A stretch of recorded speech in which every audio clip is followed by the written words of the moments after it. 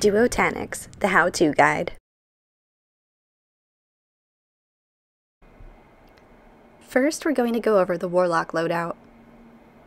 When it comes to weaponry, we have Witherhoard to help with ad clear and to suppress with a bomb in your hand. Cartesian is used for helping to kill council guards, shooting down bombs, and for that first shot while suppressing. And in the heavy slot, we have a Cataclysmic with 4th times the charm and bait and switch. If you can get the enhanced versions of these perks, then definitely go ahead and craft it. To be honest, my first clear of Duo Taniks was done with Witherhoard, Cartesian, and an auto-loading Vorpal Hazen Vengeance. I wouldn't recommend that since it makes it extremely tight when it comes to ammo consumption, but it got me my first duo clear. So if you have to, use what you got. Moving on to armor and stats, the most important part of the build here is having mobility. You want to be at 100 mobility while running transversive steps to enable you to carry bombs faster. Resilience now plays an important part in damage reduction, so ideally you'd want to have that as high as possible as well. I don't play on my Warlock too much, so I don't have the best stats here. There are 2 armor pieces that will need to be swapped out as the encounter progresses. You'll need 2 separate bonds. When the encounter first begins, you want to have a bond with Special Finisher equipped and get as many finishers off as you can. You can do 3 finishers here and still get your well back in time for damage. As soon as you are performing your last finisher, swap to your other bond. The other armor piece that gets swapped out is your exotic leg gear. I use transversive steps with the Powerful Friends mod for that plus 20 mobility bonus while running bombs, and then right before damage starts, I swap to Lunafactions with Supreme Wellmaker equipped so that I can provide my partner with Font of Might. Looking over at the armor, there are a few mods that will make this encounter a little bit easier. Both players will be running Font of Might.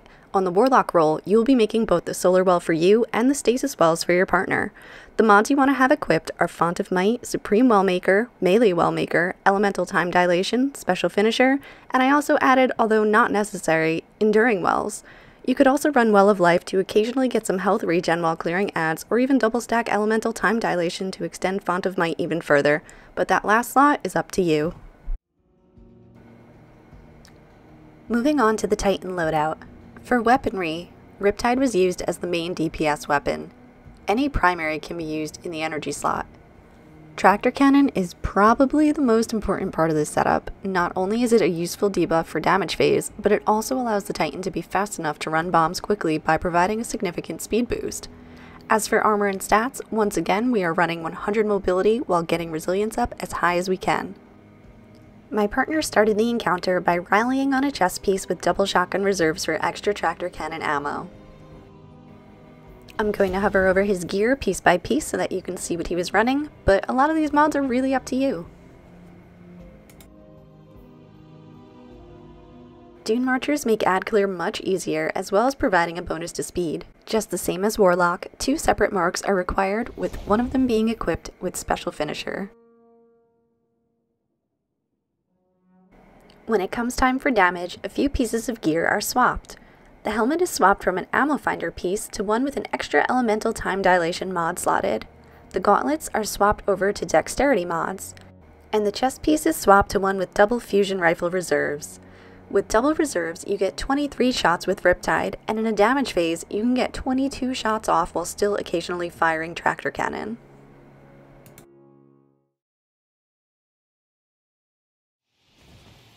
Alright, starting off we have our bond with Special Finishers on.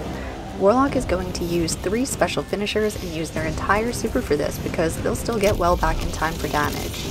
The Titan is only going to do 1 Special Finisher because that Behemoth super takes forever to get back, so they want to make sure they have it for after the first bomb deposit when they need it to slow down Taniks.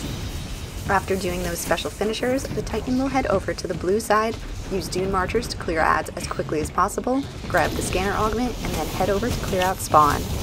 The Warlock is going to head over to orange, clear out those ads as quickly as possible, and grab the Suppressor Augment. A lot of people here use Necrotic Grips. It makes ad clear way faster, so I highly recommend doing that, but as you can see, you don't necessarily need it, so if you don't have it, don't worry. While Taniks is getting in position, Scanner will call out which 2 bins you will be depositing in, and then both players will head over to the appropriate side.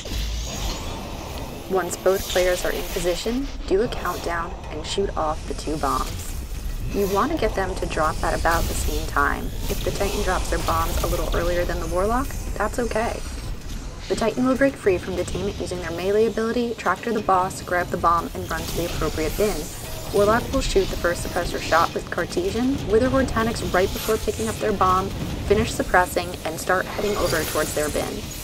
Warlocks, make sure to start calling out your radiation around time 6 so your partner can come relieve you and help carry the bomb the rest of the way.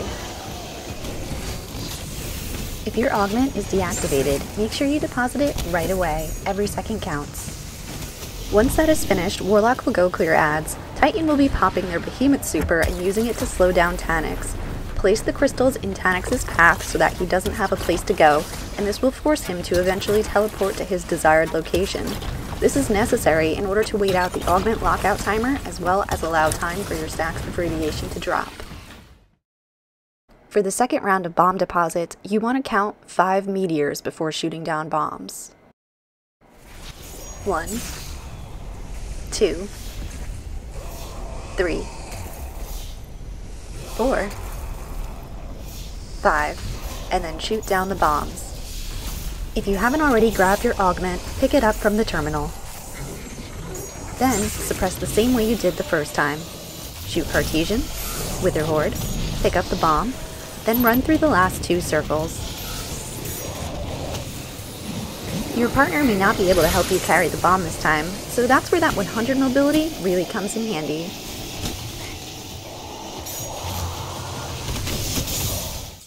Now it's time for damage phase. In order to get set up for damage, there are a few things you need to do. The first thing you want to do is make yourself a solar well for Font of Might. Do this by using your powered melee ability. This will leave you a solar well on the ground for you to pick up later. If your augment is deactivated, place it in the terminal before damage phase begins and swap your boots over to Lunafactions with Supreme Wellmaker. Right before damage starts, pick up that solar well. Jump over the debris while firing a Witherhoard. Plant well to drop stasis wells from your super to give the Titan Font of Might, then proc bait and switch. You can see here that with 4 times the charm, I'm able to shoot 7 rounds in the clip, which is perfect timing for this first rotation. Make sure to melee Taniks when he does his animation to not get pushed out of the circle, then start your damage rotation again. You can see that I don't hit every shot, and I'm not perfect, but we still end up doing good damage. Now we'll take a look at damage phase from the Titan's perspective. They swap over to the armor pieces they need right before the damage phase begins.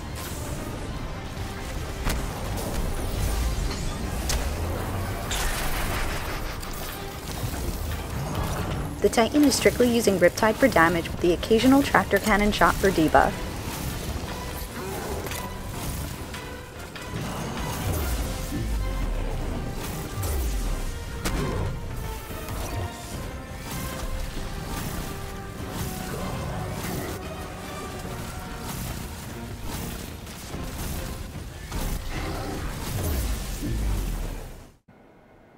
When it comes to final stand, the Titan swaps over to Gallahorn, and the Warlock can swap to a rocket as well.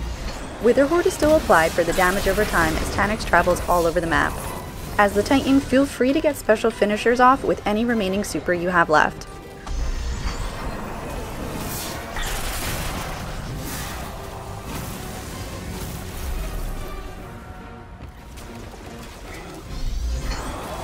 Also, don't be afraid to ape him here. Get close, melee if you have to.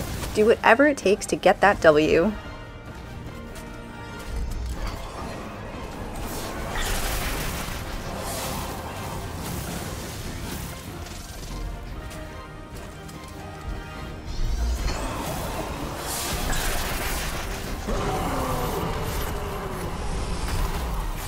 Thanks for watching, and I hope this guide helps you get that victory. Good luck out there, Guardians!